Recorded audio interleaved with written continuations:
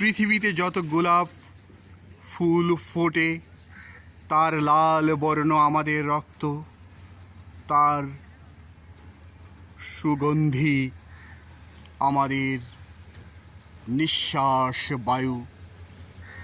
সুপ্রিয় সাহিত্য সারথি, আজ আপনাদের নিয়ে এসেছি বাংলা কবিতার বরপুত্র মহাকালের কবি আল মাহমুদের সমাধিস্থলে। এটি ব্রাহ্মণবাড়িয়া জেলার ব্রাহ্মণবাড়িয়া রেল স্টেশনের দক্ষিণে মাত্র 5 মিনিট হেঁটে গেলেই আপনি দক্ষিণ মোরাইল কবরস্থান, কবি আল মাহমুদের সমাধি।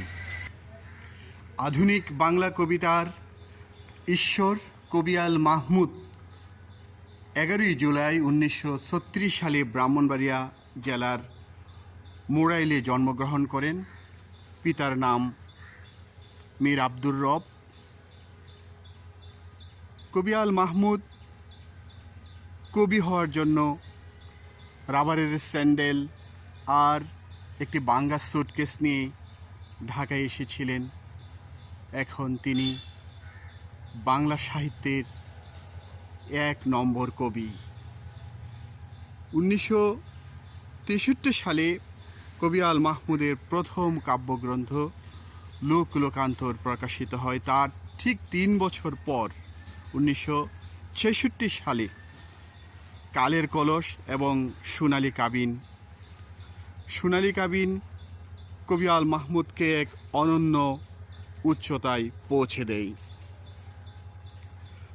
সোনালী মায়াবী পর্দা দুলে ওঠো,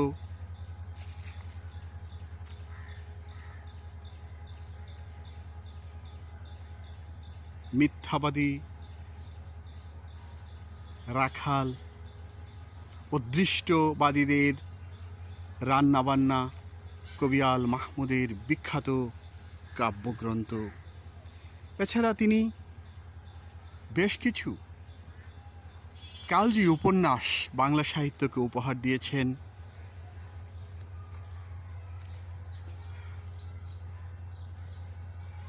উপন্যাসগুলো না পড়লে কবি আল মাহমুদকে জানা অসম্পূর্ণ থেকে যাবে।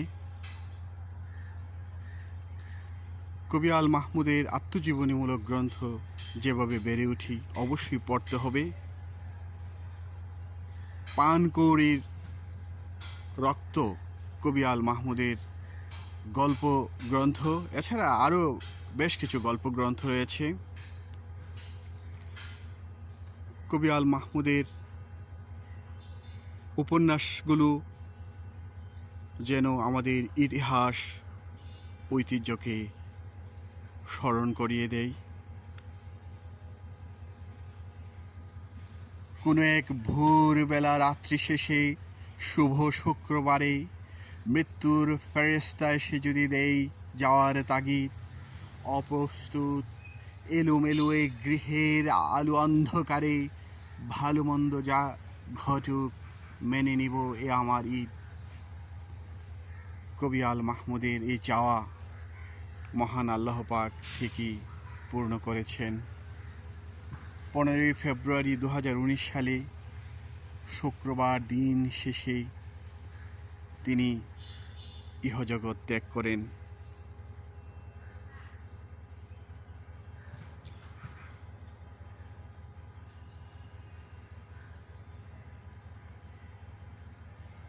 কবিরা মরে না।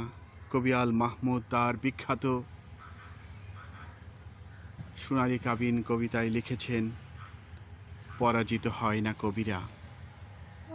কবি আল মাহমুদ বাংলা সাহিত্যে 1000 বছর বেঁচে থাকবেন, এ আমাদের প্রত্যাশা।